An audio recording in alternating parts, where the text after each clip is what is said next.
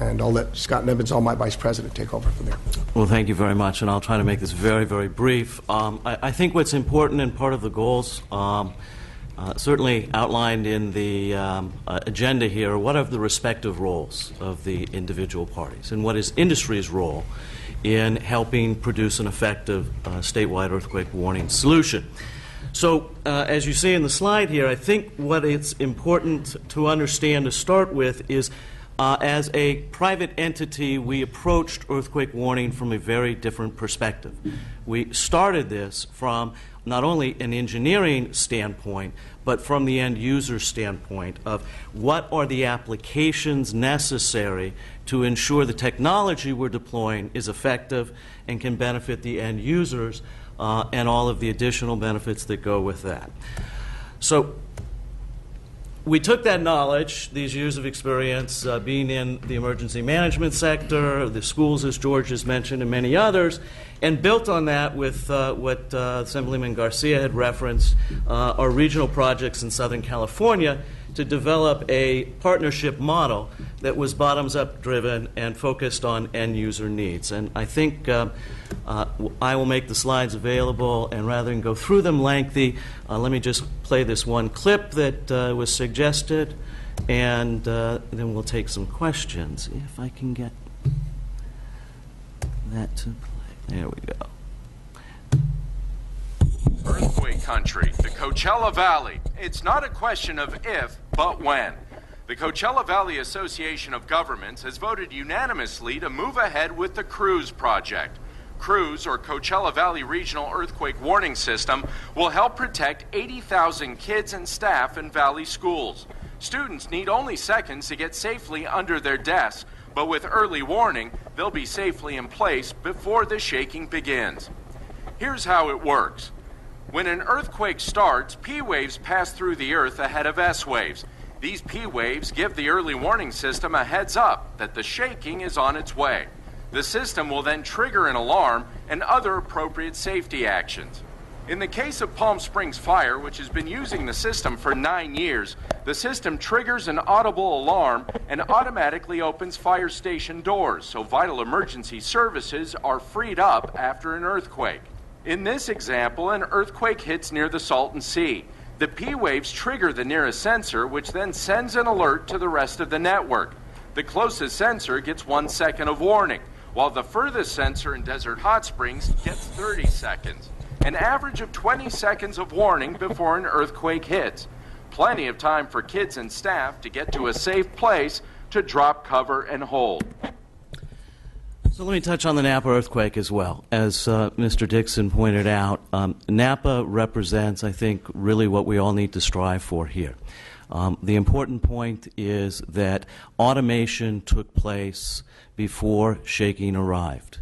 That's what industry brings to the table, and it's what we hear from our end users is central to an effective solution at the end of the day. Automation, beating the shaking arriving, and then impacting the residents in a beneficial way.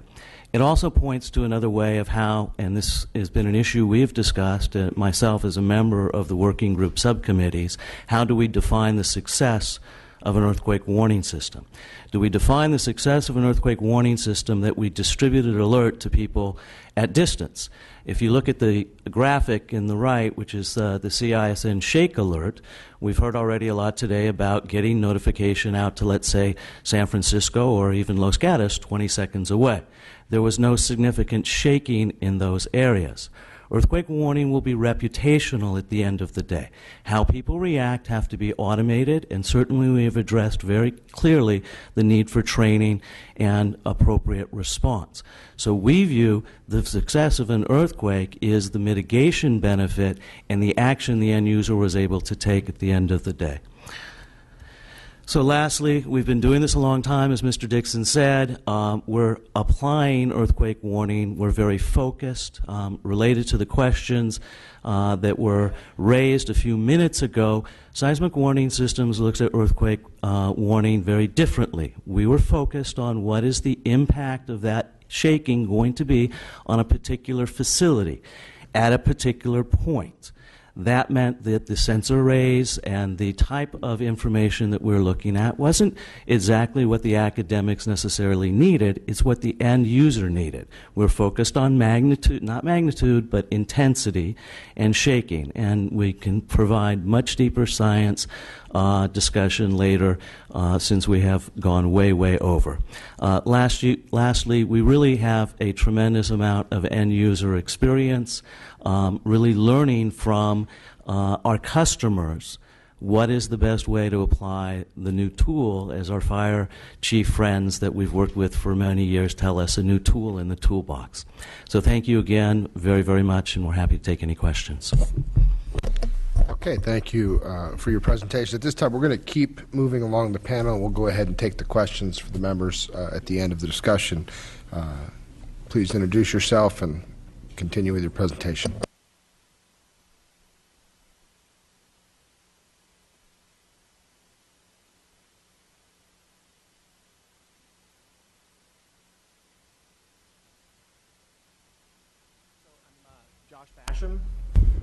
Josh Basham, founder of Early Warning Labs.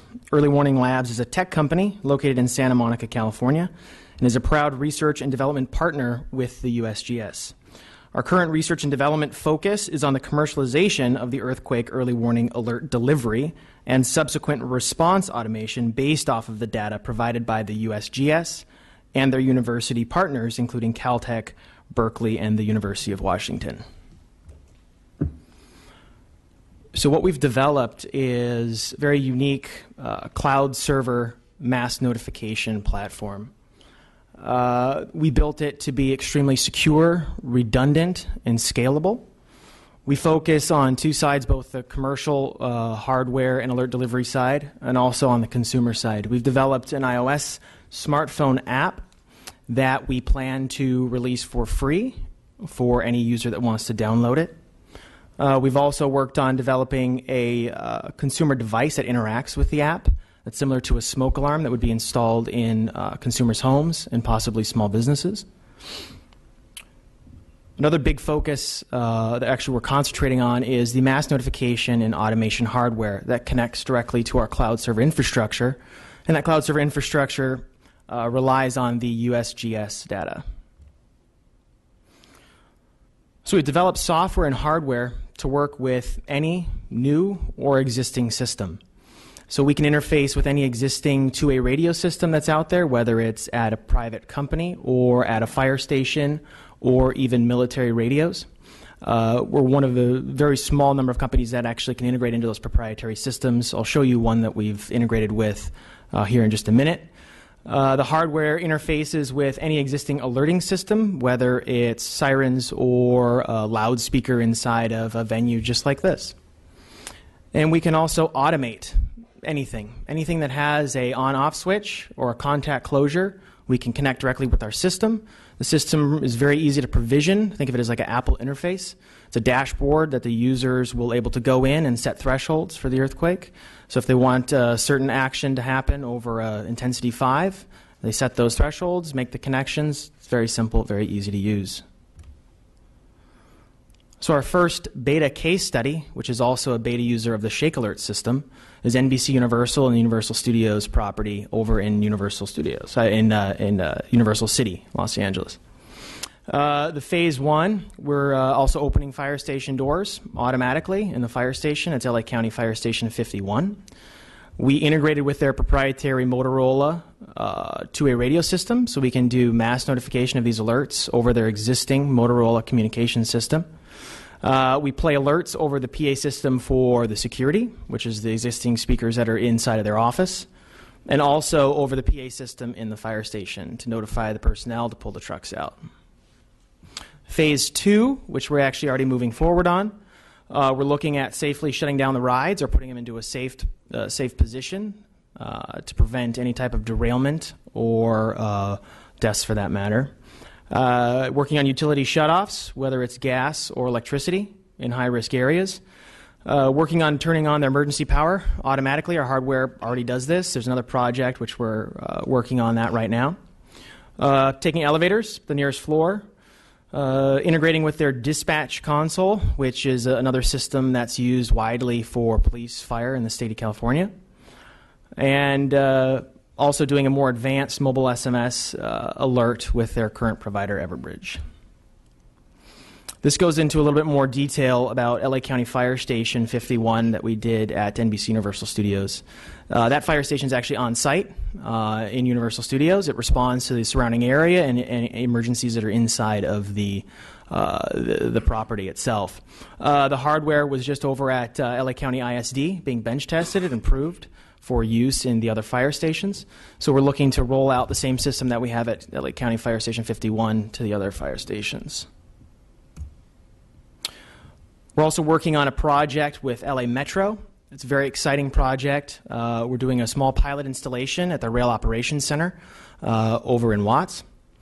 We're working directly with Mitsubishi to recall the elevator to the closest floor in the event of an earthquake. We're also going to do alerting over their two-way radio system. That's an ICOM system to show you we can integrate with really any radio manufacturer. This is a completely different system that's at NBC. We're automatically turning over their generator, so they have no lapse in power loss at their rail operations center. And we're also working to deeply integrate with their dispatch integration system. So that will allow them to automatically turn on ventilation fans in tunnels, slow down their trains, or do any numerous types of response actions that they want to do. And just to sort of wrap up what I said is, we're really excited to be one of those private partners with the USGS and Caltech, Berkeley, and the University of Washington. We're confident that what I like to call a wide area network of sensors that's already existing and is throughout California and the United States for that matter, is really the right answer to get the most warning time possible, because really it's lives at stake, and that's what our core focus is to implement these automated solutions. We're working. I wanted to keep it under 5 minutes, but we're working with a bunch of other organizations, some hospitals in LA, some schools, to really mitigate the loss of life and help both the fire departments and also private industry mitigate that monetary loss they experience in an earthquake and also prevent the loss of life. So really appreciate your guys' time. Thank you. Chairman Hall, Chairman Gray, members, Steve Carlson. I'm California Government Affairs Counsel for CTIA, the Wireless Association. We are the international trade association for the wireless industry. Carriers, equipment providers, Apple, Motorola, operating systems, Google, Microsoft, et cetera. Appreciate the opportunity today to share with you today the work the wireless industry is already doing to determine how it might possibly integrate into such an earthquake early warning system. And to strongly urge and respectfully suggest that at the very earliest stages of design, development, and operations, that the wireless industry needs to be brought into these conversations. You've heard a number of speakers discuss how smartphones could well be an important adjunct to the system, and we are certainly offering ourselves and strongly suggesting that we be brought in at the very early stages of this. On behalf of the wireless industry, Mr. Peter White, Executive Director of Global Public Policy, I always like the global part of that. It really makes him sound, and he is a smart guy too, is going to talk in a little bit more detail about some of the things the wireless industry is doing and can be doing as part of this process. Mr. White. Thank you, Steve. Chairman Gray, Chairman Hall, I promise I won't speak too globally or too long today. And members of the Joint Committee, thank you each for your time and the opportunity to speak today. On behalf of the industry, we want to assure you that we are in support of an early warning earthquake system here in California. Let me give you the bottom line up front, 3 key points that I'd like you to walk away with after listening to our remarks today. Number one, we believe that creating that earthquake early warning system here in California, as all the other witnesses have said, is an incredibly important goal, and we look forward to working with all the stakeholders in achieving that goal. Our focus, frankly, is on the system that gets created being able to work from end to end, from the first detection of that P wave all the way to the last mother or teenager or whoever holding that cellular phone getting that notification. End-to-end reliability is what we're focused on, and that's why we think being involved with all the other stakeholders starting today, going forward, on all issues substantively of technology, of cost, and especially on public education, and keeping those expectations synced up with the reality of the progress that everyone is making is absolutely essential. Toward that end, the wireless industry last year engaged the Alliance for Telecommunications Industry Solutions to develop standards to support the objective and make sure that what gets done at the back end, at the delivery of these messages through the wireless industry's network, actually does get in the hands of the people who can use that information, and in those hands quickly enough so that they can do so. The industry had the privilege of briefing Senator Padilla regarding how an earthquake early warning system might work from a telecommunications perspective back when that bill, SB 135, was being introduced. We continue to work collaboratively and constructively with all the stakeholders. I want to briefly talk about what Addis is looking at and why that's important. First off, the issue of standards. The bottom line is, if you're talking about an end-to-end reliable system, you have to make sure that all of the component pieces can talk to each other and do so effectively. If there's a break in the chain, logically enough, that message is not going to get through. And when you're talking about a period of time from anywhere from 20 seconds to 1 minute, you don't have a lot of time. With Addis, when Addis is complete with their report, which should be sometime in the second quarter of this year, we'd like the opportunity to come back to brief members of the governor's staff, and any other stakeholder on what Addis findings are, what the recommendations are, and use that as a significant way of moving forward. Let me give you a couple advisories on the current state of play within the wireless industry. Right now, our existing commercial wireless networks are not scaled to provide an early earthquake warning system alert and support those additional messages. You heard several speakers talk about several dozen beta users. Well, there are 36.4 million wireless users in California, and that's a big gap in scale in terms of network load. So I want everybody's expectations to be set along the lines of our networks need to be able to haul this traffic. In addition, the wireless emergency alert systems that the industry, the federal government, state, local, tribal stakeholders have worked on for the last decade, and which became operational about 3 years ago, is available for both post-alert relief information and potentially during the aftershock phase of a seismic event. But the cycle time for a wireless emergency alert is in minutes, not in tens of seconds to 1 minute, as Dr. Allen pointed out is the hard limit. So that's a tool that exists for the aftermath, but not really for the front end of the disaster. Finally, the system that was discussed briefly in Japan was purpose-built, and that means that where wireless handset functionalities were created and deployed, as were network functionalities were created and deployed. That's why Addis is looking at Japan and other areas in seismically active parts of the globe to make sure that we take advantage of all the lessons learned there. I'll leave with a couple of recommendations or suggestions for action that California government and other stakeholders can take today. The first is, again, make sure that the wireless industry stays engaged with all the processes that are in place with OES and the rest of the developmental pieces in this large puzzle.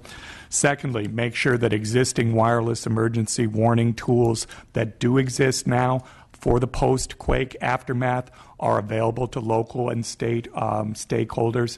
Right now, wireless emergency alerts are available through several California governmental organizations, but it's not fully deployed, and that's something you may want to go and check on in your own district, the status of wireless emergency alerts in your home districts.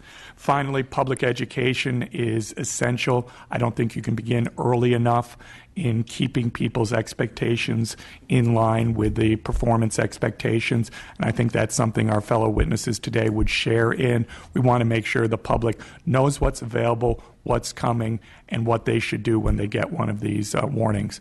So with that very abbreviated set of remarks. I'd be happy to answer any questions, and I thank you for the opportunity to speak with you today. Thank you very much. And Barry Anderson? Yeah, excellent. Well, we appreciate the opportunity to speak before the committee today. We've been told it's not a matter of if, but when. And there's not a lot of lead time here. So really our emergency preparedness approach, it really relies on speed. And it's speed to restore and secure the gas and electric system. And really technology is becoming a bigger and bigger player in those preparedness capabilities. Every time there's an earthquake above a magnitude 3 in our service territory, a real-time damage model runs that gives us real visibility into damage and the amount of resources that are required. This worked for Napa. And so our view is early warning seismic even gets further upstream. Even though it could be only up to a minute or tens of seconds, it can provide the needed notification systems and enable our models to start running, prior to any disruption to any of the infrastructure. There are also other opportunities that have been mentioned today that are a little bit more commercial in regards to controlling certain valves or other breakers on our system, controlling elevators and other things. So while it may be at times where 30 seconds of warning doesn't seem that significant, to our employees that are out in the field that may be ready to become a loft in a bucket truck, it means something to them. So we really have been pursuing the system through pilots with the Shake Alert with UC Berkeley and also with a couple of the commercial providers here. So really overall we see early warning seismic as a key technology and a big part in our company to become safer and better prepared. Senator Hill. Thank you very much, Mr. Chair, and thank you for the participation today. This is a question really for the to seismic warning systems and early warning labs, and your companies have been doing a lot of work in this area and arena. We did hear earlier that I guess your systems and your sensors are proprietary, and your information is you keep confidential as to the effort that comes from that. Yours are, you're for-profit companies. You charge people to be on the rolls to get the notifications, which is fair game and certainly part of it. But our obligation is to the citizens of California and want to make sure that those who can't afford it, everyone should have the availability of this with no charge and no payment. So are you, and I know you mentioned you've been working with the Office of Emergency Services, but how are you going to work with them and coordinate those efforts, as I've just mentioned, related to everyone being part of this solution? And do you want to coordinate in that way and provide some success and that coordinated outcome at the end? Well, first of all, we absolutely want to do that. There's no doubt about it. That's why we've been working, like I said earlier, for almost about 14 years now with state agencies. And again, under the leadership of Mark Ghilarducci, we have been in the working groups, working with all the partners. We have helped guide and direct, because we built the public-private partnership model 7 years ago. This isn't something that happened yesterday. We have systems that are actually reacting faster than anybody else in the world. We're beating the damaging waves to the surface. So therefore, there's no blind zone. If you look at the other systems around the world, including the prototypes, their own published information says they have blind zones. And that's where the most dangerous part of this is. So the system that we're trying to work with at the state is to make it reliable and functionable to the point where it absolutely works 99.9% of the time. And at the same time, I think we all know that there's nothing for free. I mean, you can't have something for free and have it sustainable. I think the governor in SB 135 says, you need to create jobs. You need to work together, make it sustainable, and help protect America's infrastructure, and right now our limited resources. So water, things like that. We've been shutting actuator valves down. We speak to any machine language in the world. So we're in Lawrence Berkeley National Labs. We've been there for 7 years, protecting 7,000 people there. So, and it's done its job a couple times when it needed to, and it should. So our goal is to work with the state and do whatever we possibly can, but to also keep a viable market alive out there that also says that this works. It's done in a way that people will trust and believe in it. Because in our society, unlike Japan, and I've worked there many years ago, if you have a false positive several times, people here are going to say it's snake oil. And then if they stub their toe or trip and fall on themselves, they're going to sue people for it. We have a litigious society, unlike Japan. This system's got a lot of areas that need to be worked out. So we're working together with our experience and to give every bit of that experience to Director Ghilarducci, the governor, and to the state of California.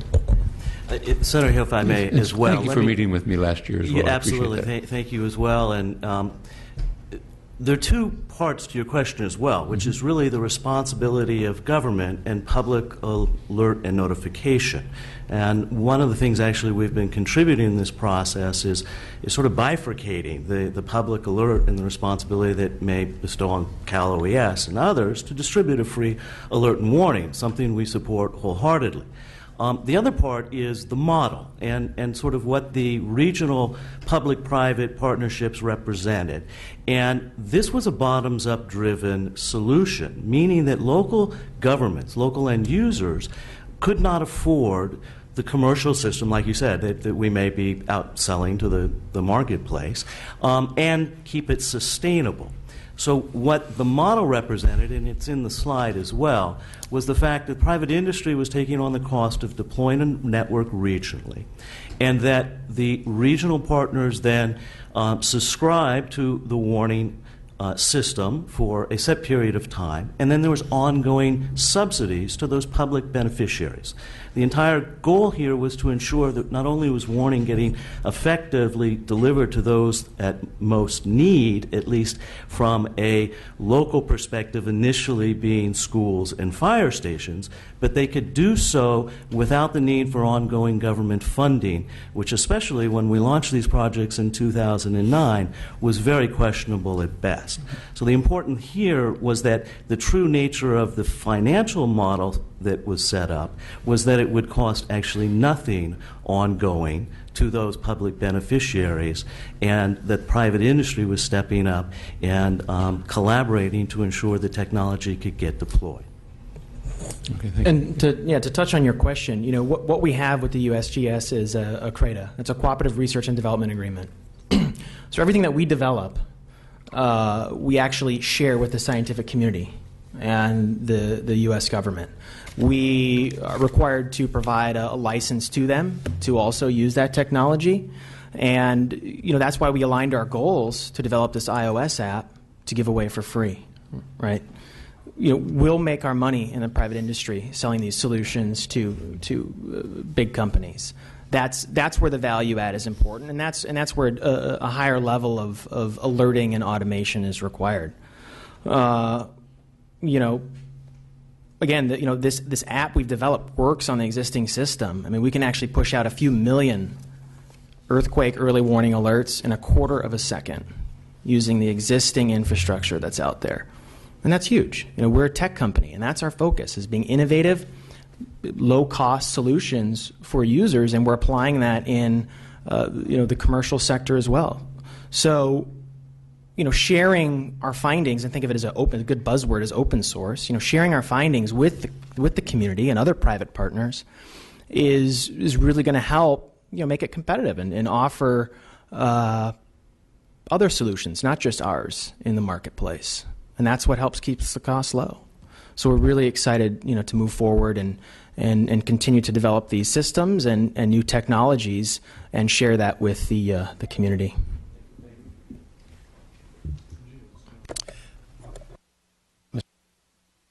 So, what happens when you find an individual, a senior citizen, without a cell phone?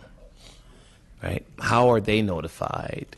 And what is the damage that we will endure as a result of that? And that's a great question. And that's why getting other private partners like AT&T involved being able to integrate our system with the reverse 911 systems and helping reduce that latency and getting those alerts delivered. We have API solutions. It's another buzzword, and that allows other users to use our cloud server infrastructure to help deliver those alerts in a low-cost way. And in some cases, whether it is, that community that doesn't have cell phones, or it's, public schools, helping deliver those alerts for low cost or free of cost is another big one of our goals. So, we'd have to work with other private partners to be able to get those alerts to those people that don't have access to smartphones. And that is a challenge that's out there, and we're really excited to address that.